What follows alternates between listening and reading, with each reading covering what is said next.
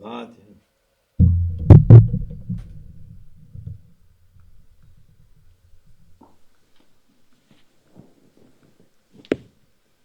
Selam.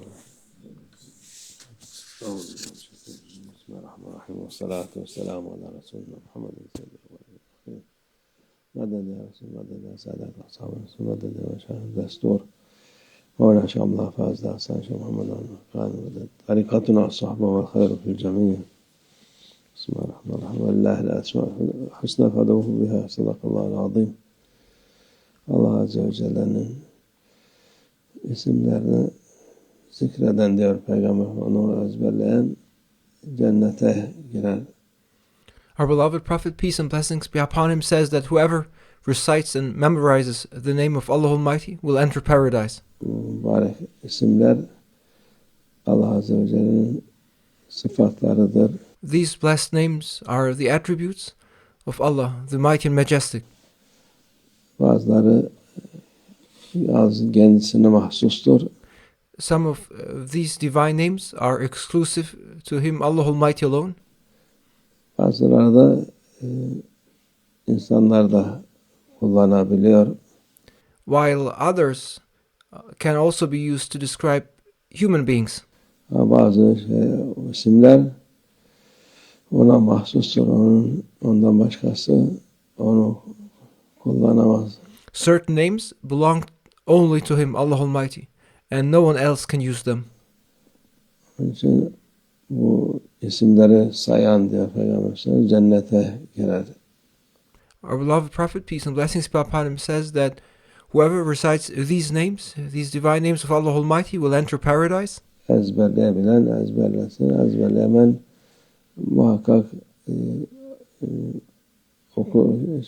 okuyabilir de. Those who can memorize them should do so, and those who cannot memorize them can certainly just read them.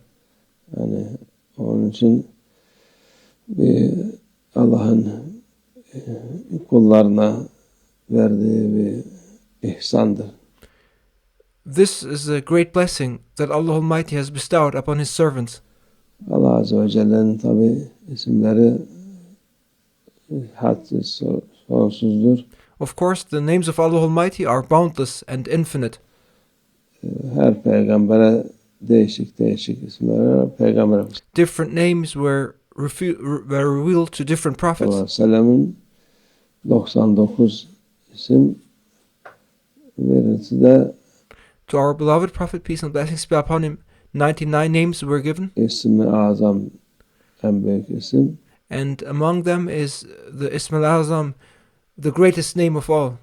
Onun sırdır o.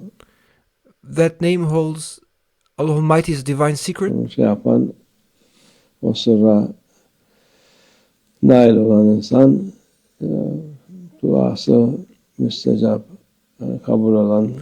And the person who attains the secret of that greatest of all names of Allah Almighty will have their prayers answered and accepted. Duadır. Onu da tabi Allah kime izin verdiyse ona herkese nasip olmuyor.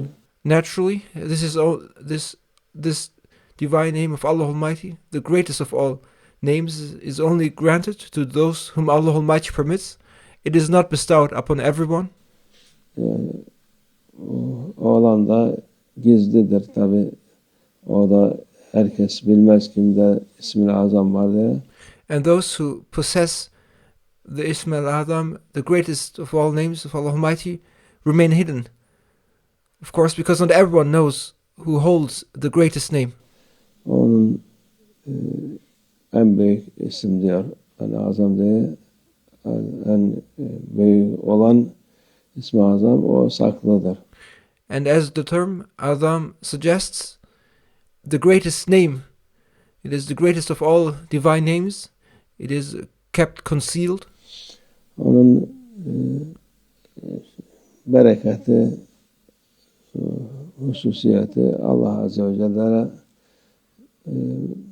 bazı insanlara nasip etti.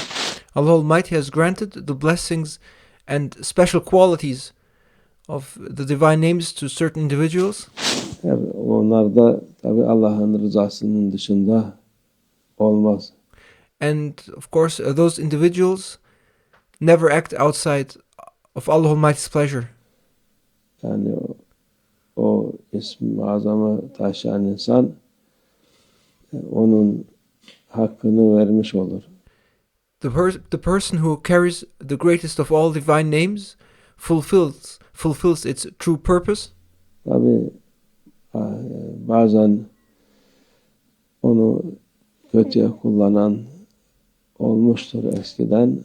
However, in the past, there have been those who misused it. O da Allah'ın gazabını dünyada da çekti, ahirette daha fazla çekecek. And a person who has been entrusted with the Ism al-Azam, the greatest of all divine names, and who misuses that, will draw Allah Almighty's wrath both in this world as well as in the hereafter. And he will suffer even more in the hereafter. O Ben İsrail'in o meşhur hikayesi, onu şeytan kandırır. And there's a famous story from the children of Israel where a man was deceived by shaitan. Kafir krala hizmet eder. Allah ona da lanetini indirir. And that man ended up serving a disbelieving king. And as a result, he drew Allah Almighty's wrath and curse upon him. Gazabını indirir. Pişman olur ama And in the end, he will regret, and pişmanlığa fayda etmez onu. And his remorse in the end, however, was of no use. Allah muhafaza etsin şerlerden. May Allah Almighty protect us from all evil. Bu isimleri kalbimizde, o sıfatlardan bize, insanlığa yakışan olanı da bize nasip etsin. May Allah Almighty plant these divine names, His divine names, into our hearts. And may Allah Almighty grant us the attributes that are befitting of human beings. İnşallah. Öteki isimlerde Allah'ın bereketi üzerimize olsun. And those names that are only reserved to Allah Almighty, may Allah Almighty grant His blessings through them. O kendisine mahsus olan isimlerin bereketleri hepimiz üzerine olsun. İnşallah. May the blessings of the names that are exclusive to Him, Allah Almighty, be upon all of us, inshallah. ومن الله التوفيق. الفاتحة.